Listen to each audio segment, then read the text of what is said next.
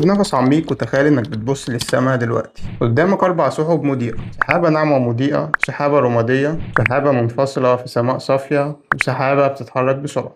هديلك 10 ثواني تختار فيهم وبعدين أقولك اختيارك ده معناه إيه.